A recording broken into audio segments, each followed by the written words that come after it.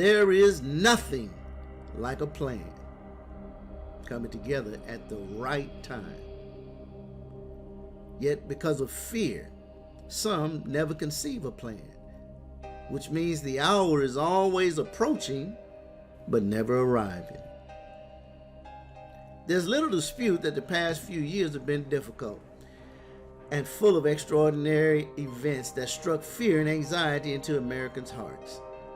Everything from an incomprehensible pandemic to an economic recession, followed by contested elections on every corner, was just a few incidents that left tensions high nationwide.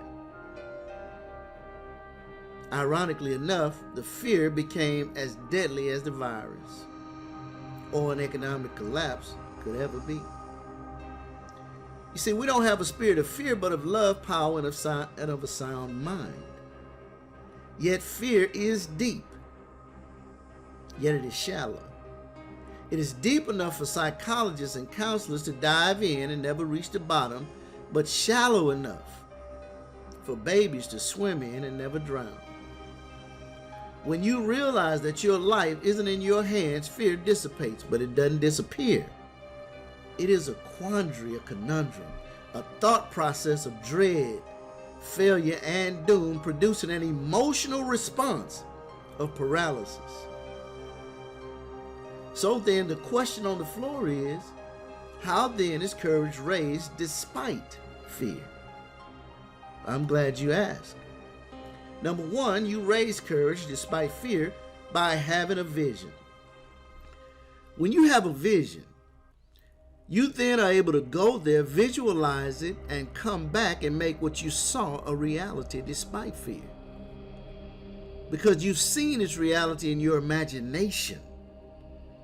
So you learn to encourage yourself despite what haters may say or think. Number two, you raise courage despite fear by having values. Your values are important. They bring consciousness to a need. And when we see the need, we in turn get the will along with the calling to meet the need despite fear. Number three, you raise courage despite fear by being well versed.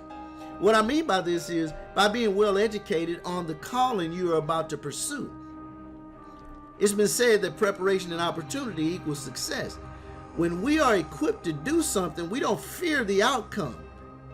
Instead, you relish the opportunity.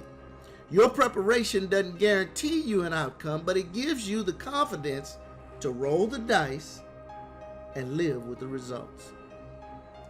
So then, you must have courage. Not the absence of fear, but the willingness to execute the plan anyhow. You know, I had an extraordinary childhood.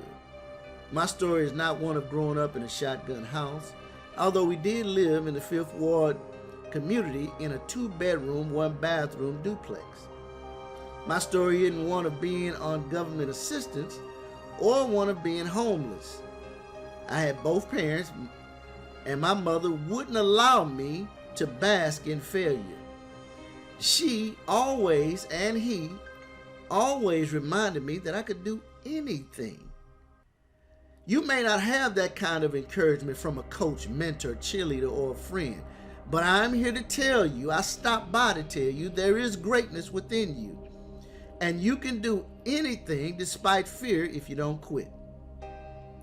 For most people, they think that fear is a cause of failure.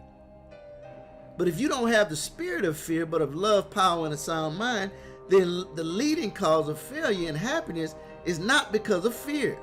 All men, successful or unsuccessful, have doubts. Failure is not caused by fear. Instead, it's caused by trading what you want most for what you want right now. Life has its beginning where fear has its ending. Gird your mind, prepare your heart, set the vision, and let it not be diminished regardless of what comes. Be resolute in the vision that's before you of success, and don't you quit on you. Keep going. Keep rolling the dice and live with the outcome. This has been K.R. Henderson. If you like what you have heard, please hit the like and subscribe button. And remember, as always, God believes in you. I believe in you. Stay safe.